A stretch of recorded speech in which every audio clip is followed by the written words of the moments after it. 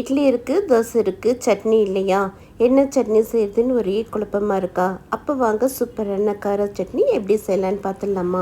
பவுல் எடுத்துக்கோங்க. 20 காஞ்ச மிளகாய் காம்பு எடுத்து போட்டுக்கோங்க. லெமன் சைஸ்ல புளியும் போட்டுக்கலாம். 1/4 கப் சுடு தண்ணி ஊற்றிக்கோங்க. 10 நிமிஷம் ஊறட்டும். அதுக்குள்ளே 2-3 பூண்டை பொடியாக நறுக்கி எடுத்துக்கோங்க. ஊற வச்ச காஞ்ச மிளகாவை மிக்ஸி ஜாரில் போட்டுக்கோங்க. அதில் இருக்கிற தண்ணியை தூர ஊற்றாம சட்னிலே ஊற்றி நல்லா நைஸாக இந்த அளவுக்கு அரைச்சிக்கோங்க. பேன் வச்சுக்கோங்க. 1 கப் நல்லெண்ணெய் ஊற்றிக்கலாம். உளுத்தம் பருப்பு, கடுகு உளுத்தம் பருப்பு பொரிஞ்சதும் பொடியை நறுக்கின பூண்டு போட்டுக்கலாம். கொஞ்சமாக கருவேப்பிலையில் பொடியாக நறுக்கின ஒரு வெங்காயம் போட்டுக்கலாம். போட்டுட்டு நல்லா வதக்கிக்கோங்க. இப்போ அரைச்ச மிளகா விழுதை ஊற்றிக்கலாம்.